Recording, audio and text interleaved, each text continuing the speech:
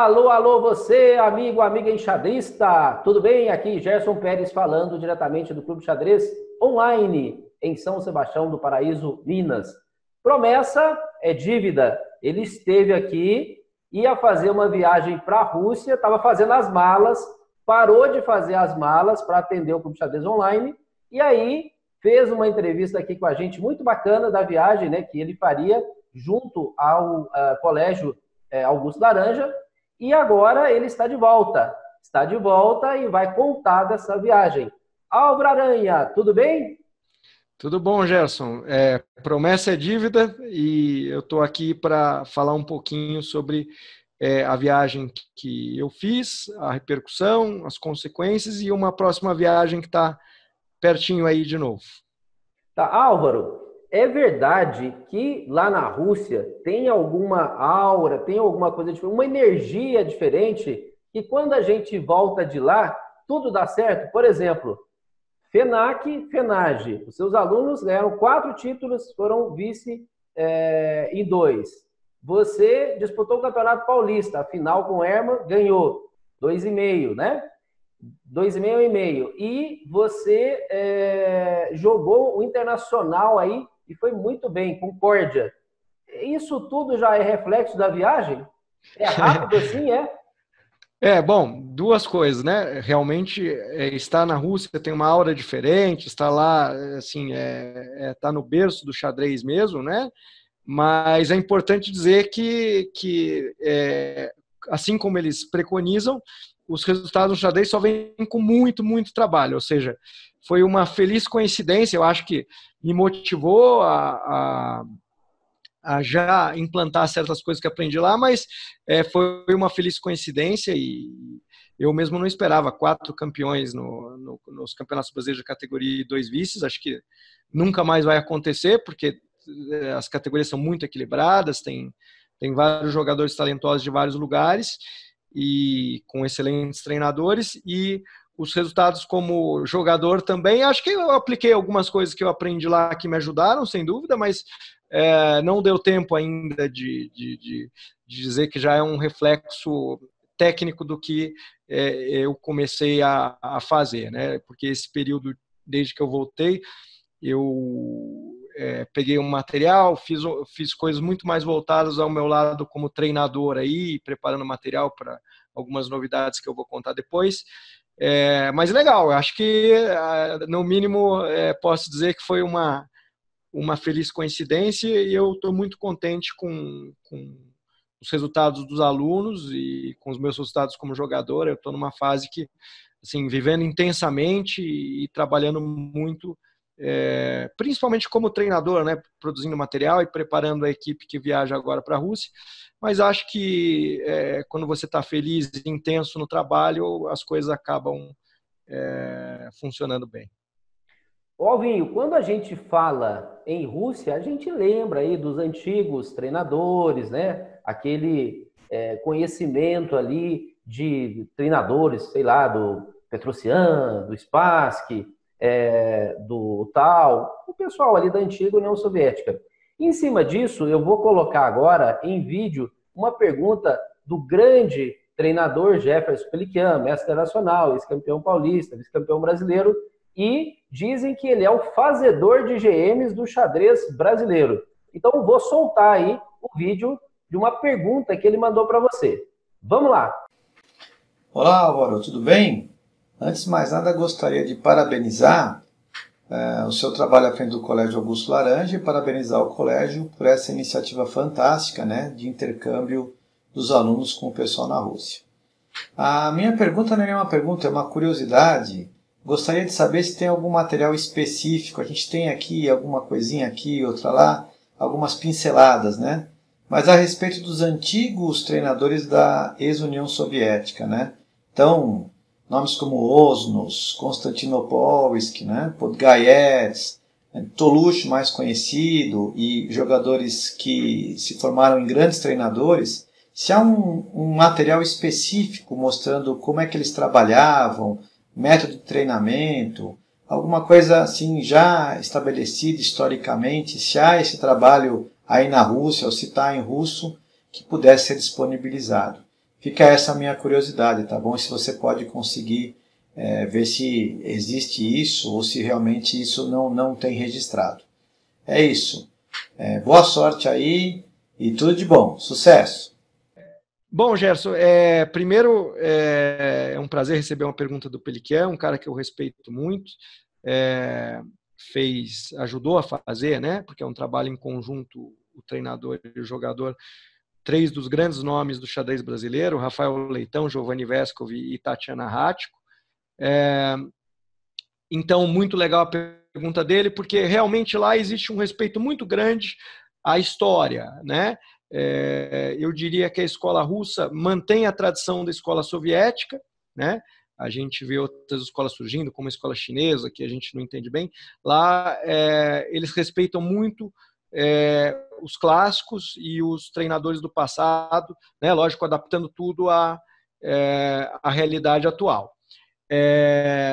Bom, dos treinadores mais famosos, antigos, né? Teve o Bondarevski, que treinou o Spassky, o Tolush também treinou o Spassky, Boleslavski, que treinou o Petrosian, enfim, o Ragozin era um grande parceiro do Botvinnik, e existe muita literatura nesse sentido, né?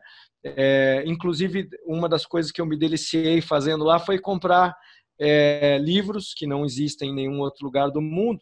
Infelizmente só tem russo, e meu russo ainda é bem básico, mas como é um projeto que eu fique fluente, pelo menos em ler o russo, eu comprei vários livros, eu vou mostrar 2 aqui, inclusive. Legal, mostra aí pra gente os livros. Esse aqui é um livro do Capablanca. Eles compilaram todas as 150 partidas que o Capablanca comentou na vida, em jornais, revistas, no livro dele, My Chess Career, que eu tenho em espanhol também. E essa Russian Chess House, a qualidade dos livros é muito boa, capa dura, boa diagramação. E o Alekhine, eles conseguiram juntar 550 partidas, esse aqui é o volume 4, é o mais grosso deles, né? O volume 1 dele foi traduzido para o inglês, né? Eu estou até atrás desse volume 1, porque os outros 3 eu comprei em russo, não sei se vai sair os demais volumes em inglês. E uma coisa curiosa, Gerson, é o preço dos livros lá.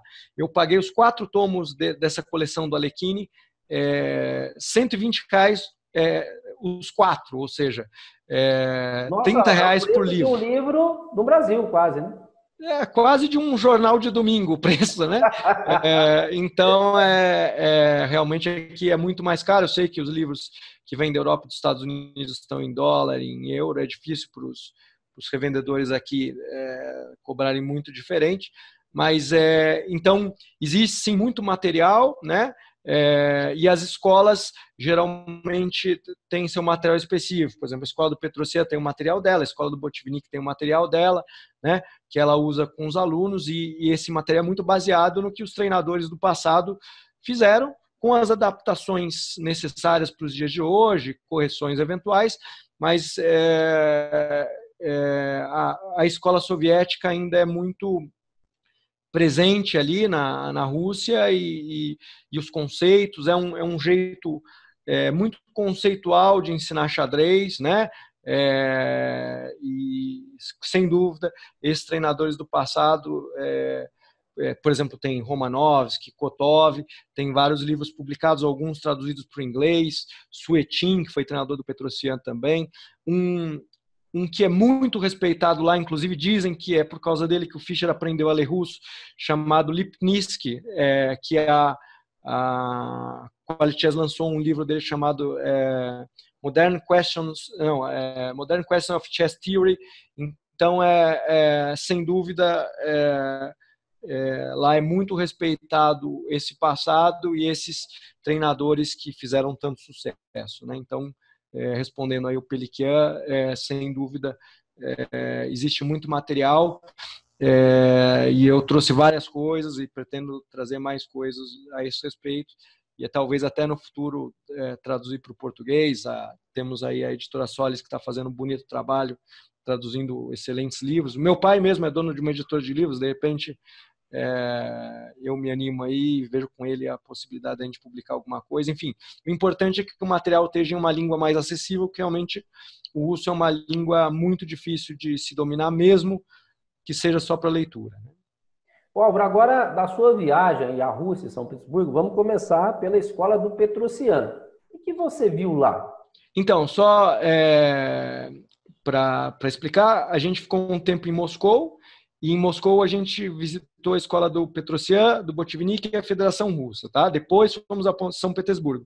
Então, a escola do Petrosian, o que eu achei muito curioso, assim, uma coisa que o Gustavo Laranja, que é o gestor da escola que foi comigo, reparou, assim, como lá tudo é silencioso, as escolas de xadrez, a molecada concentrada, né? Então a gente vê uma coisa muito difícil de ver aqui no Brasil, que eu vi na escola do Petrosian, uma aula para alguns meninos sub-10, e que o professor coloca lá uma posição para eles, para eles pensarem, de cálculo e tal, cada um com o seu caderninho, eles não podem mexer, cada um no seu tabuleiro, mas eles não podem mexer nas peças, é tudo resolvido mentalmente. Isso é uma diferença cultural grande para a nossa realidade aqui. Eu estou tentando implantar com os meus alunos, não está fácil, porque é uma mudança de hábito, né?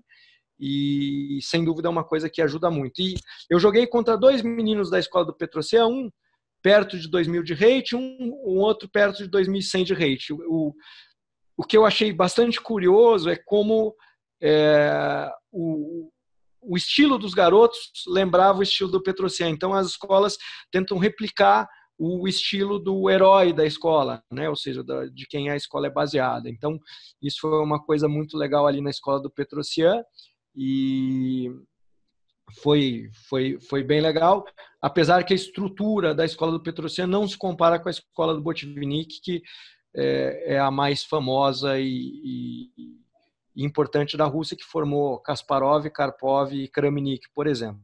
Nossa! Bom, então, seguindo aí o giro, né, por Moscou, vamos para a escola Botvinnik, e aí você vai contar para a gente, né, tudo que você observou, né, o contato que você teve lá. Então, na escola Botvinnik, assim, impressionante a estrutura deles, 900 crianças, peças de madeira. A gente foi num domingo e tendo um torneio pensado, eles são muito contra o blitz lá, na formação do jogador, eles acham que prejudica, né? Isso é uma coisa difícil aqui no Brasil também, porque a gente tem o blitz muito enraizado, e para o jogador em formação eles defendem que é o blitz. Então, eu tinha até um aluno que foi aluno meu aqui no Brasil ano passado, que voltou para lá, ele é russo, chama Vasily Biryugov, e ele tem 6 para 7 anos, e ele jogando pensado e anotado ali num domingo de manhã, com neve, e 900 crianças ali se deslocam para jogar um torneio pensado num domingo, uma estrutura invejável. Eu conversei com o diretor da escola e falei bastante do nosso projeto, vi bastante coisa do que eles fazem lá, inclusive o material, né? Fiquei muito impressionado com os 5 tomos que eles usam, né, para formar o mestre em xadrez. E, enfim, posso adiantar que existe negociações adiantadas para uma parceria com a escola Botvinnik, com o Colégio Augusto Laranja, para que a gente venha a ser a primeira escola Botvinnik na América Latina. Então, isso seria sensacional para o xadrez de uma forma geral. Com intercâmbio de material, a gente teria acesso a todo o material deles, e também intercâmbio de treinadores e alunos. Isso é uma coisa que eu acho que vai ajudar muito o xadrez brasileiro de base e o desenvolvimento do xadrez em geral. Rapaz, você falou dessa parceria, isso vai abrir aqui um tópico novo na nossa matéria. Vamos seguindo aqui, e depois, ao final da entrevista, você vai contar um cadinho mais aí dessa parceria. Okay. Bom, e aí, Moscou, Federação Russa. Cara, você foi na Federação Russa? É um templo do xadrez, olha. Sim, o Mark Glukovsky, né, recebeu a gente. A Federação Russa fica junto do Museu Russo de Xadrez, né? É onde está sendo jogado nesse momento o Grand Prix, né, que é classificatório para os candidatos. Ali foi...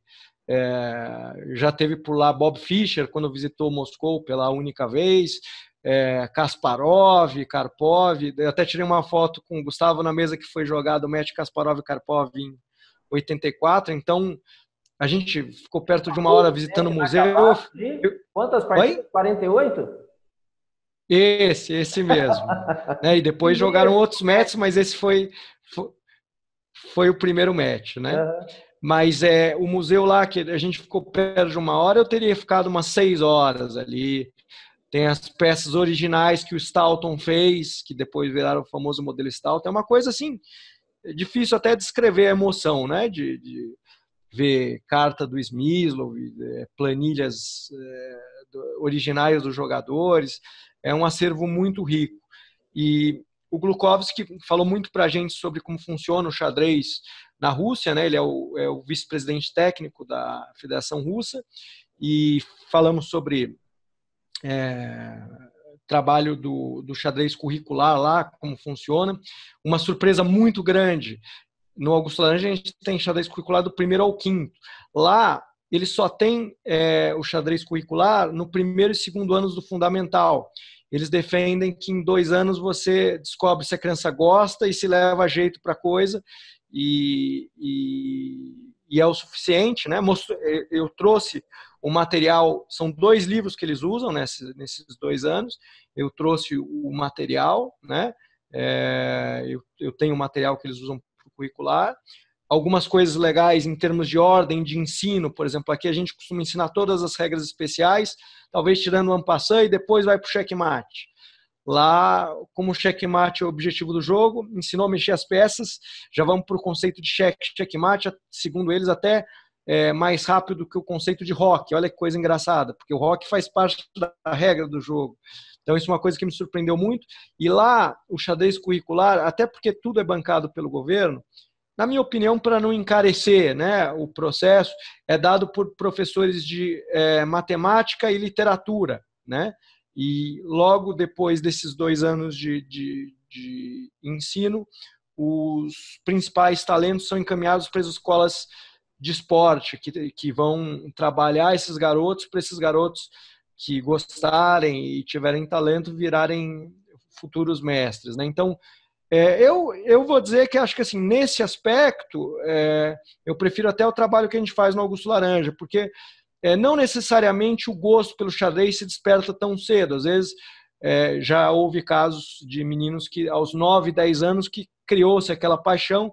Então eu acho que as crianças merecem uma segunda chance, às vezes num primeiro contato, por uma circunstância ou por outra não dá certo, mas aí tem um tio que joga, um primo que joga, vê uma matéria na televisão. Então eu acho que nesse aspecto a gente faz um trabalho até superior ao deles, no sentido de dar mais chances. Então na nossa escola, até o 5º ano eles têm o xadrez curricular com a Natália Bacarin, e até garotos do 4º, 5º ano, às vezes ela indica para mim, a gente está com menos meninas de uma certa idade, e eu acabo pegando meninas que começam a treinar comigo no 4º, 5º ano, como aconteceu com a Carol Zimmer, que é uma das que eu vou levar para a Rússia agora, que vai fazer parte da nossa equipe. A Carol, se não me falha a memória, foi no 4º ano que ela entrou na nossa equipe, e hoje é uma das nossas melhores jogadoras, tanto que vai nos representar lá, né? Uma outra questão também interessante, surgiu esse convite para jogar esse torneio que chama Beladia Ladia, que é Torre Branca. É um torneio que tem mais de 50 anos, um torneio escolar que reunia todas as repúblicas soviéticas, e hoje em dia é um torneio que, além das campeãs das regiões russas, pega algumas equipes de países campeãs de outros países, e eles fazem questão de levar as equipes mais duras, né? Isso nos envaidece de ter sido convidados, porque China, Índia, né? Então, foi nessa visita que surgiu esse convite. Ele soube que a gente era bicampeão brasileiro escolar, e nos convidou para participar desse evento que vai acontecer de 1 a 11 de junho em Sochi. E para você ter uma ideia, nos 2 últimos anos, quem abriu o evento foi nada mais, nada menos que Vladimir Putin, o que já diz um pouco sobre a importância que eles dão ao xadrez na Rússia. Álvaro, pelo que você está contando aí, eu não teria a mínima chance na Rússia, porque eu comecei lá no ensino médio aos 16 anos. Eu não veria xadrez nunca, pelo menos na escola, né? No caso aí é um clube de xadrez e tal, realmente é um processo diferente. São Petersburgo, Palácio do Xadrez. Então, quer dizer, essas visitas aí, ó, São Petersburgo, Palácio do Xadrez, nós tivemos Moscou, Federação Russa, Moscou, Botvinnik e Moscou, Petrosian. Falta falar, então, dessa visita a São Petersburgo. De Moscou, você foi a São Petersburgo. E lá, o que que você viu? O que que você... Tem muita diferença o treinamento de São Petersburgo e o que você viu em Moscou? Bom, então, Gerson, primeiro, tocando nesse assunto, você falou que você começou tarde, eu também comecei relativamente tarde para os padrões de hoje, né? Comecei com 11 anos, mas uma das coisas que eu acho que é uma grande diferença é o trabalho estruturado e padronizado que eles fazem lá. Aqui no Brasil, a gente falou do Peliquian, você tem o Evandro aí, que você ajudou a formar, o Iago se virou, o Cricor teve um professor aqui, outro ali, o Fiera, uma ou outra aula. Então, não existe um trabalho estruturado para essa formação, uma coisa muito na raça, né?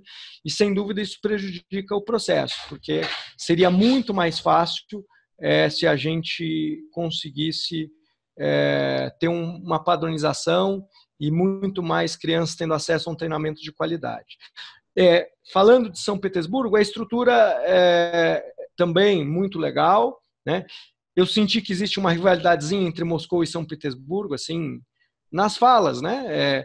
Aliás, esqueci de citar uma coisa muito importante. Quando a gente visitou a Federação Russa, o Alexander Motilev, que é o treinador da equipe russa absoluta, estava lá porque no dia anterior eles tinham sido campeões mundiais no Cazaquistão e foram levar os troféus e tal. Então aí acabei marcando uma entrevista com ele.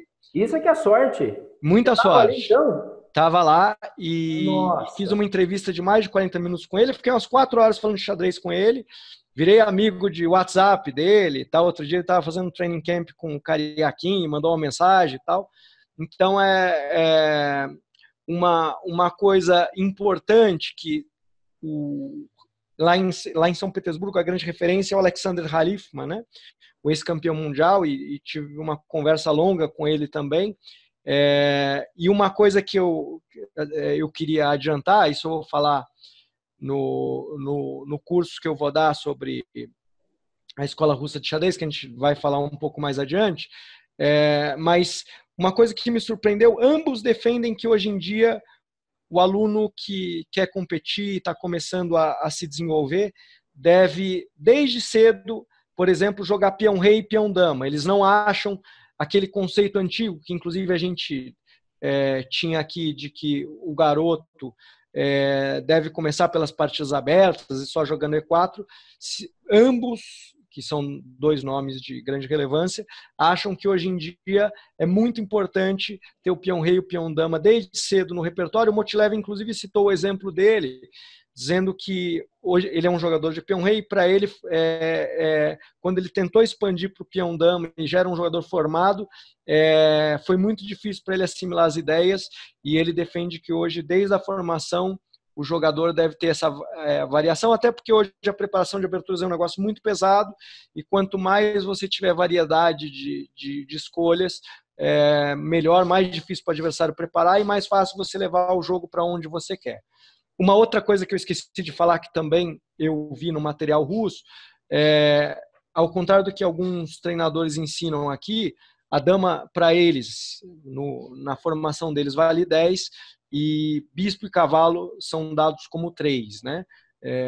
O Khalifman, inclusive, chegou a falar que na posição inicial, para ele, o cavalo vale mais que o bispo, que a posição está fechada. Então, o cavalo já está em casa, ele já salta, né? Isso. Inclusive o Tigorin, que se o Botvinnik é o pai, o Tigorin o avô da escola russa, é famoso por defender o par de cavalos. Então, são duas coisas que eu acho importante citar, porque eu já vi treinadores aqui falarem como se fosse uma referência na Rússia que o bispo vale 3,5. Acho que pela direção do Botvinnik, pelo par de bispos e tal, isso acabou sendo adaptado aqui, mas no material deles é dado dessa maneira. Acho importante esclarecer, que é o material oficial da Federação Russa, né? E com o Khalifman foi muito legal em São Petersburgo, porque ele falou, eu explorei bastante ele, né? Eu perguntei da formação dele, como é que ele estudou, como ele progrediu, e ele falou uma coisa interessante, que eu tinha dúvida. Ele disse que ele se formou basicamente vendo coleções de partidas, e citou que os 2 livros que ajudaram mais ele a crescer, aliás, o Motilev falou sobre isso também, lá tinha uma tal de Blacklist, que era uma série de livros selecionados que, digamos, seria obrigatório para os jogadores lerem, né? E aí o Motilev fala até que o livro favorito dele era o livro sobre o Rubinstein. É um livro que só tem publicado em italiano e em russo. Eu tenho esse livro em italiano. Eu fiz uma verdadeira epopeia para conseguir esse livro, que é um livro do Razuvaev sobre o Rubinstein. E o Halifman falou que 2 livros que tiveram grande influência no progresso dele, que é um tomo só do Keres, acho que não sei, eu não consegui esse livro lá, mas não sei se é exatamente igual aos 2 tomos que foram traduzidos para o inglês, né, sobre o Keres, e um livro sobre o Portiche, que eu fiquei particularmente feliz, porque o Portiche é um dos meus jogadores favoritos, e assim, um dos que acho que mais me ajudou a evoluir. E ele ter citado isso, até estava junto com outros russos ali, e os caras ficaram meio bravos, falaram, mas e o Botvinnik? Eu falei, não, eu li o Botvinnik também, é muito bom, mas eu estou falando dos 2 livros que eu senti que eu progredi mais. E o Portiche acho que é um jogador menosprezado.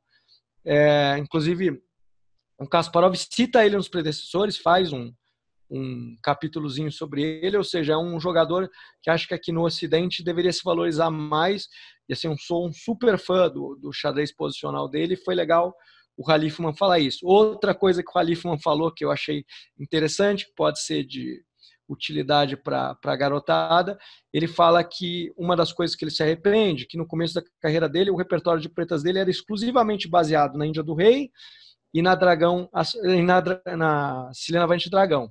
E ele fala que são defesas interessantes, mas que não podem ser o seu repertório principal. Ele acha que ele ter insistido nisso durante muito tempo fez com que o progresso dele fosse brecado um pouco e, enfim, é uma dica interessante, um depoimento, né? Porque agora ele já é praticamente um jogador aposentado, joga muito pouco, mas eu acho que são 2 depoimentos interessantes aí. Eu vou tentar nessa nova aí da Rússia ver se eu consigo a blacklist completa, né? Mas como é uma coisa muito antiga, pelo que eu entendi, vou achar em sebos e coisas assim, né? Essa blacklist aí a gente tem que ter acesso. E traduzir isso, né? Bom, o Portiche, eu cheguei a acompanhar partidas dele, mas a gente acaba indo para o cara que tem muitos resultados, que chega no final de mundial. Os campeões mundiais, né? Ele sempre caía no candidatos ali, né? Sim, ele foi 10 vezes candidato ao campeonato mundial, mas nunca chegou à final. Talvez por isso ele não tenha a valorização, talvez, que eu acho que ele merecesse. E uma coisa que eu já venho desenvolvendo e falando para alunos, que assim, às vezes é mais fácil você aprender com alguém que não é gênio do que com alguém que é gênio. Por exemplo, o Capablanca era gênio, o Alekhine era gênio. Então, digamos, você pegar um jogador, por exemplo, o Krasenkov lançou uma coletânea de partidas recente que está fazendo muito sucesso.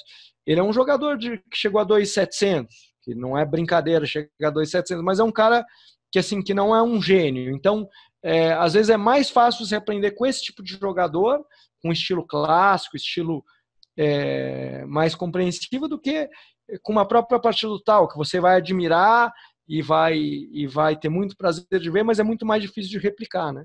Então, isso é uma coisa a pensar. Tem coisa que é bonito de se ver, o xadrez arte, como o do Tal, por exemplo. Shirov, como que se joga como Shirov, né? Bom, exatamente. Talvez o nosso Fear. O que temos mais próximo, sem dúvida, e o Fear também é um cara difícil de replicar, porque ele é muito criativo, as qualidades natas dele facilitam isso, mas eu acho, por exemplo, que é muito mais fácil a gente explicar uma partida do Milos do que explicar uma partida do Fear, né? O Milos tem um estilo límpido, clássico, e que é mais fácil você dar uma aula com essa partida do que com a do Fear. Apesar que as combinações do Fear são maravilhosas, eu estou tentando convencer ele a escrever um livro. Ele recebeu o convite para escrever para mim, a melhor editora do momento, que é a Finkers Publishing. Estou tentando convencer ele a escrever um livro nos moldes de Attack with Alexander Fier, né? Vamos ver se estou quase conseguindo, acho. E é bacana isso, né? Porque os dois são eficientes nos seus estilos, né? Sim, mas o que eu quero dizer para nossa, para formar um jogador, você não pode contar com certas qualidades que você não sabe se o jogador tem. Então, nesse ponto, um xadrez mais posicional, num primeiro momento, é mais fácil de você aprender conceitos, né? O Fier é muito genial e por isso ele quebra muitas regras, só que ele faz funcionar nas partidas dele, né? A gente teria mais dificuldade de fazer certas coisas que o Fier faz e é isso que eu quero dizer. No sentido, o Portici é um cara que eu acho que é menosprezado e pouco estudado, né? Eu ouvi, não lembro, não sei se foi o Cricor, alguém me falou de uma conversa do Carlsen com a Aronian falando sobre a escola húngara de xadrez, e a gente nunca ouviu falar em escola húngara de xadrez, para você ver o nível de aprofundamento que os caras tops têm, né? E eu tenho certeza que o Portici, o Leco, são jogadores que qualquer um se beneficiaria muito de estudar, né? Exatamente. Bom, e agora a pergunta de $1 milhão. Quer dizer, parceria aí, Escola Botvinnik, Augusto Laranja. É verdade? Teremos Então, aí uma parceria Brasil e Rússia? Então, isso está bem adiantado. O Gustavo Laranja deve ir nos próximos dias, inclusive ele vai antes. Ele é o chefe da delegação, né, para o torneio, mas ele vai antes para terminar alguns contatos que a gente fez na Rússia. E uma das coisas mais importantes que ele vai fazer é fazer a parte jurídica aí e logística de como vai funcionar essa parceria, que está praticamente sacramentada. Então, isso é uma novidade que acho que vai revolucionar o xadrez aqui no Brasil. Mas, assim, eu prefiro, por enquanto, ficar nisso. Quando tiver preto no branco e os detalhes, eu volto a falar, né? E, enfim, é uma coisa que eu estou bastante ansioso para a gente poder começar a usar o material deles, ter a licença para usar da maneira devida o material deles. Eles têm um material, inclusive, traduzido para o espanhol, né? Vamos ver se a gente convence eles já que a escola seria no Brasil, a gente traduzir esse material para o português. Eu mesmo ficaria responsável por essa parte, que uma coisa, infelizmente, tem muito livro bom em português que é traduzido por leigos e seja a parte de anotação, seja a parte de tradução, os termos não são os melhores, acaba perdendo um pouco da qualidade do material. Então, tem livros que tem em português que eu prefiro ter em inglês, por exemplo, que seria um absurdo. Mas as editoras... Eu recebi propostas de 2 editoras já para traduzir livros para o português, mas o que eles pagam não dá para aceitar. Então, porque a responsabilidade é muito grande, mas esse material... concretizando essa parceria, eu vou fazer questão de traduzir e que a gente tenha esse material de qualidade em português.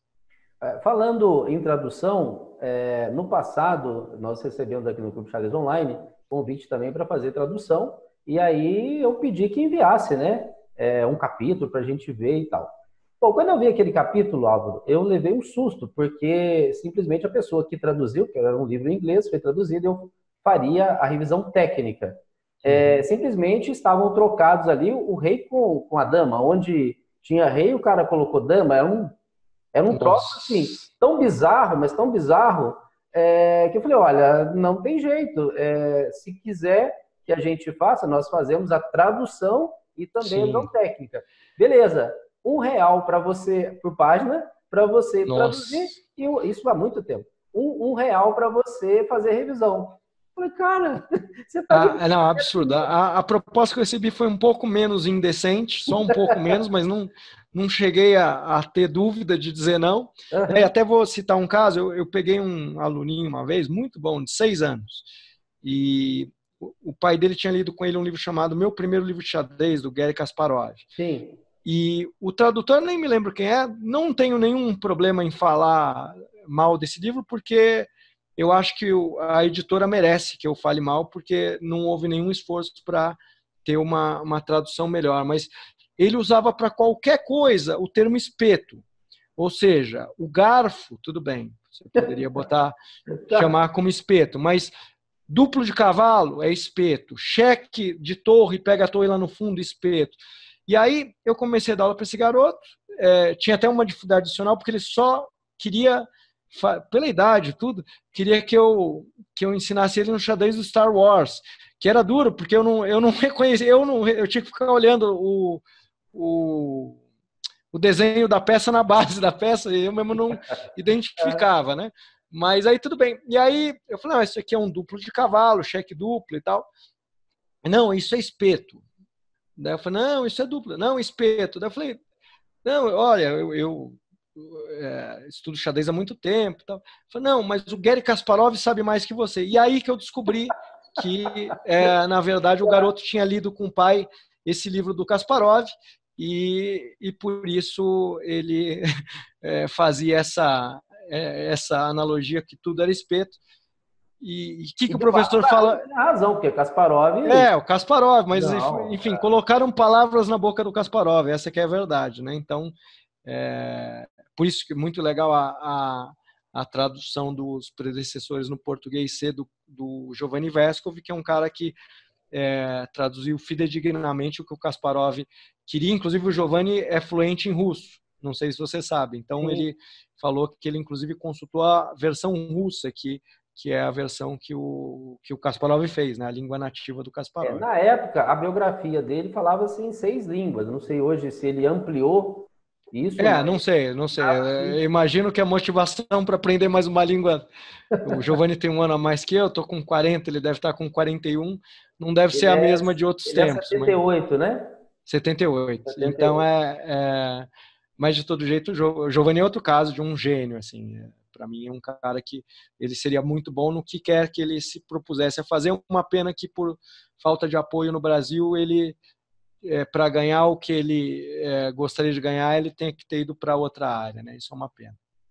Perfeito, mas deixou um legado aí extraordinário para a gente, né? Com certeza. Quer dizer, a todo momento pode voltar, pode jogar. Não, e a filha dele, que foi minha aluna, a Caterine Vesco, para mim, das mais talentosas que eu já trabalhei, ganhou todos os brasileiros praticamente que disputou, e seria uma jogadora para ser número 1 do Brasil se tivesse seguido.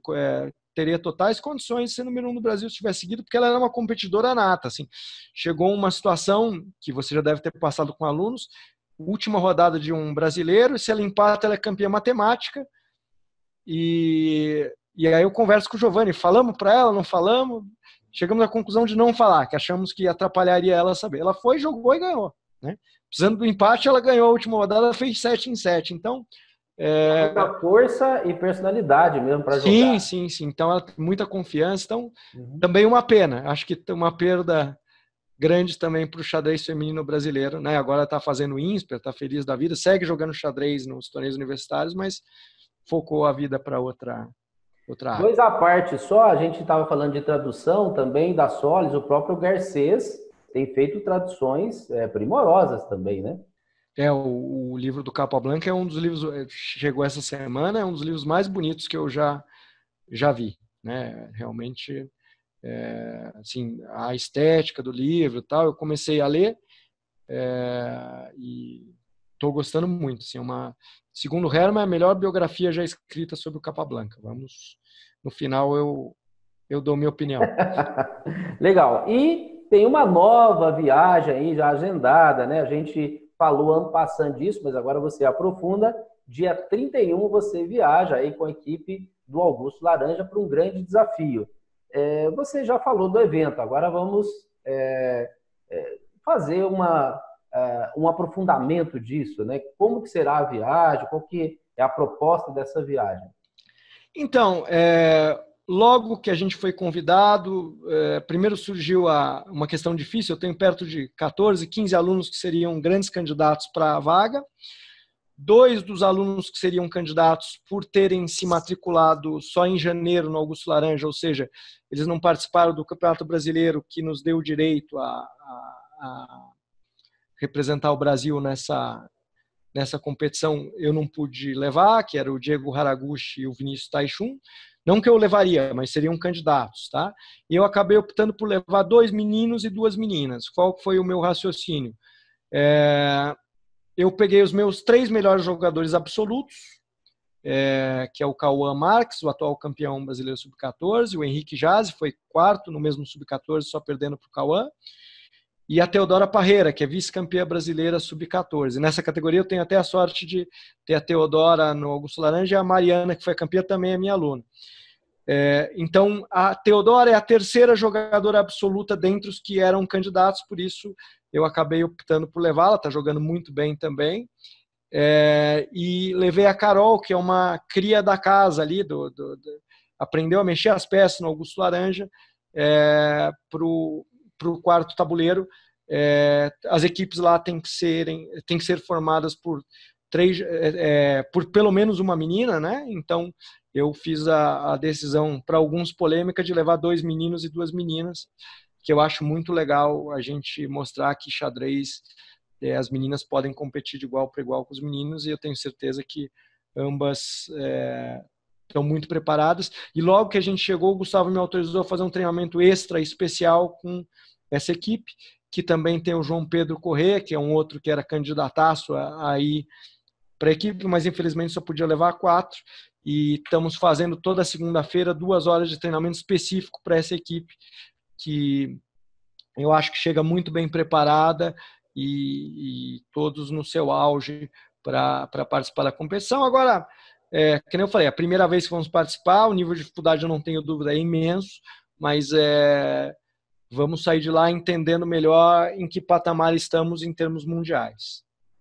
Muito bom. E disso tudo aí, né, do que você está vendo da vida, isso como treinador, como jogador, você vai passar essa experiência para frente, porque hoje você tem aí, né, o Bandeirantes, você tem Augusto Laranja, tem locais onde você treina já é assim de praxe, toda semana você transferir esse conhecimento, mas nós aí, né, de outros estados, né, o pessoal de todo o Brasil, quem sabe até de países vizinhos, a gente poderia se beneficiar de cursos aí, training camp, workshops, e parece que já tem uma proposta sua aí para 3 estados.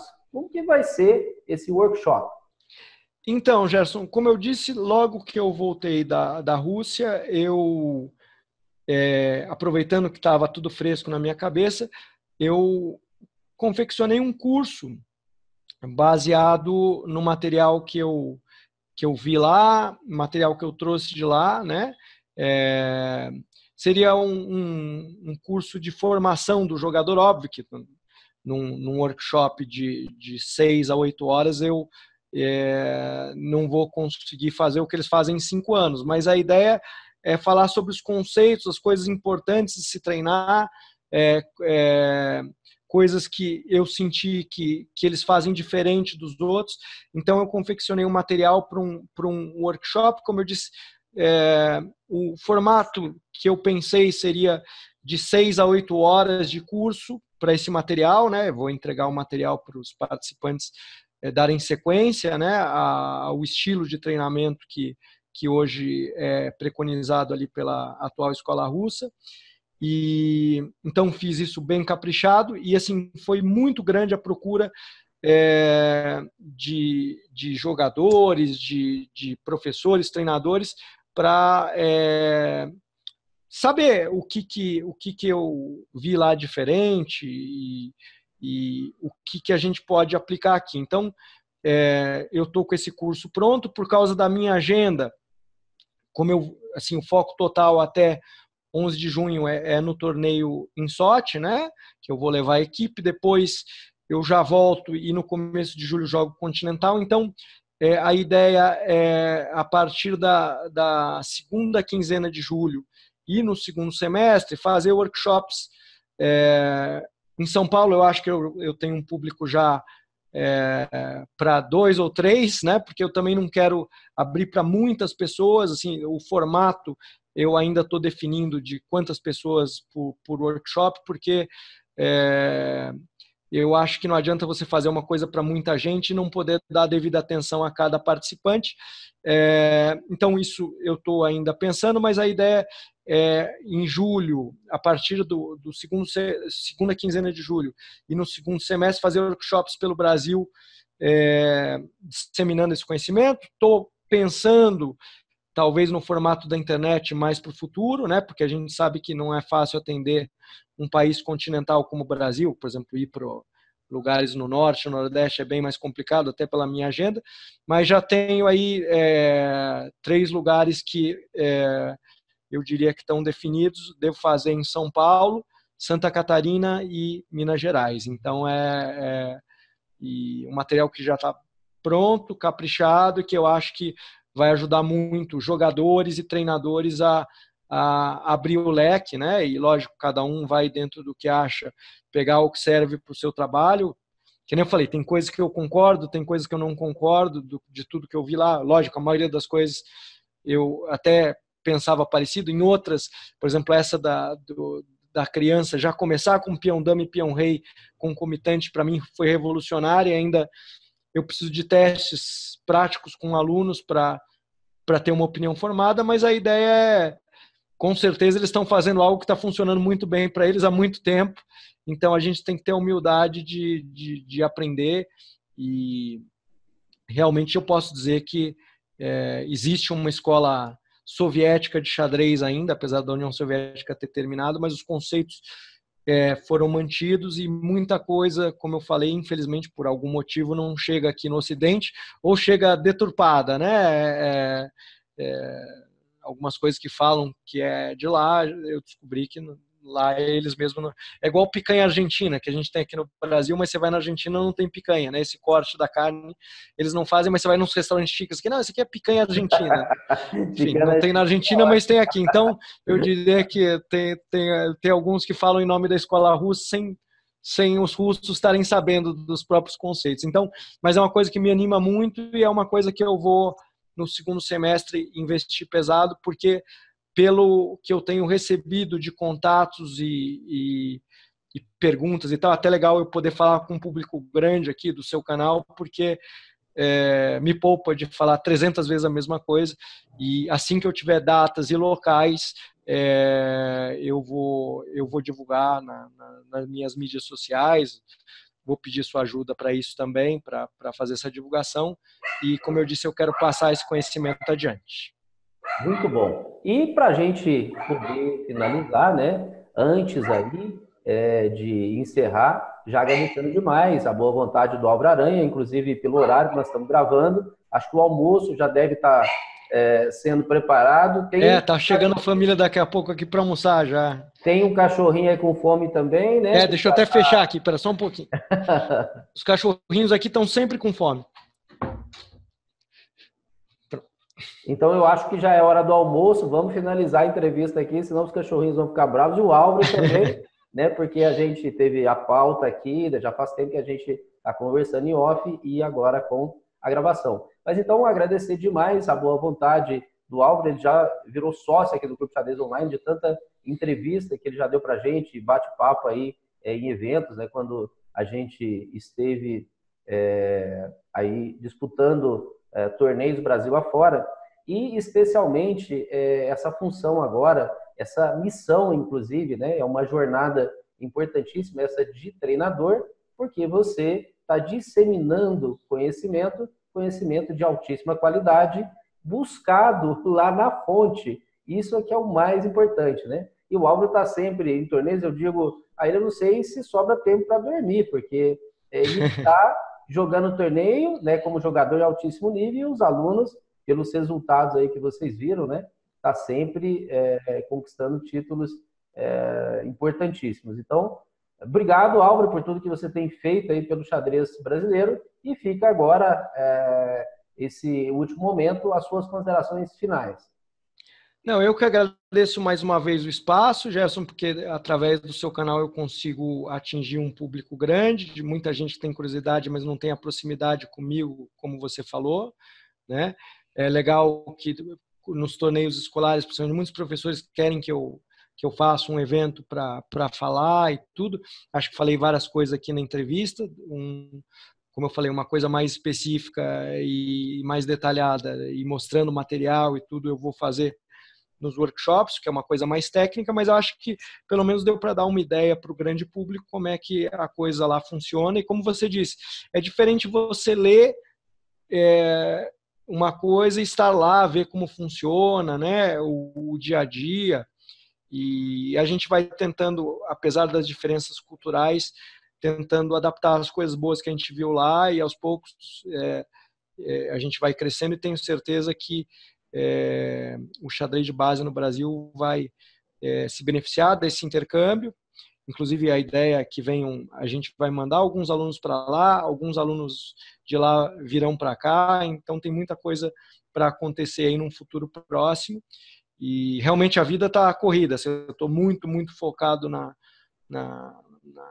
profissão, e às vezes a gente fica até chateado porque acaba deixando de visitar amigos e tudo, mas eu acho que é um momento agora de aproveitar com intensidade essa oportunidade, e porque o legado disso vai ficar por muito tempo. Então, a minha ideia é focar aí bastante, né? E vamos ver se rapidamente a gente, não tão rápido quanto como eu falei, dei essa sorte de colher frutos, mas que não tem diretamente a ver com a viagem ainda, mas eu tenho certeza que aplicando o que a gente aprendeu lá e contando com a colaboração dos alunos, a gente vai poder ajudar a subir o patamar do xadrez de base do Brasil. Legal demais, valeu, Álvaro, e a gente não pode esquecer dessa visão profissional inovadora do Augusto Laranja de trazer isso para o Brasil. Então, parabéns aí. Com certeza é importante, já citei ele na entrevista, mas o Gustavo Laranja é um visionário, um aficionado por xadrez, ele me acompanhou em todas as reuniões, todas as visitas que fizemos, fomos em lugares para ver livros de xadrez, peças de xadrez, e eu demorava 2 horas para ver tudo, e ele com muita paciência ali. Inclusive ele comprou em russo o livro do Ninzovich sobre o torneio de Carlsbad de 1929, ele queria ter ele é um aficionado e tenho certeza um bom jogador, né? E isso ajuda também a ele entender melhor as coisas e poder nos apoiar de uma maneira mais intensiva, assim, mas ele sabe do que ele está falando e sabe o quanto é difícil você pegar um jogador. A gente começou em 2014 ali, e hoje em 2019 está no patamar que a gente está. Ele valoriza muito o que a gente fez e me dá todas as melhores condições de trabalho possíveis. Perfeito. Parabéns, então. Um grande abraço, sucesso. Valeu. Um abraço, Gerson.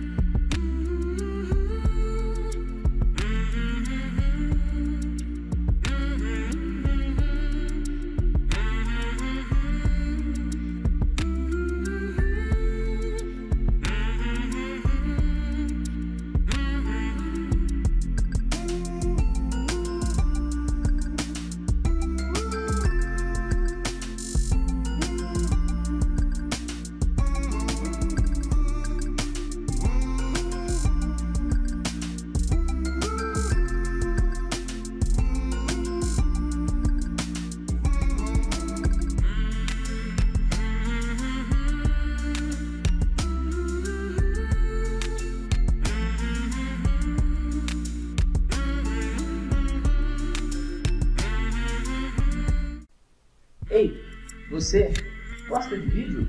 Pois é, o canal do Clube Xadrez Online é especialista em publicações de vídeos de treinamento e de notícias. Conteúdo informativo para você. Deixa aí o seu joinha nos nossos vídeos e também inscreva-se no canal, porque toda vez que eu postar um vídeo, o próprio YouTube avisa você e você corre aqui para ver a novidade.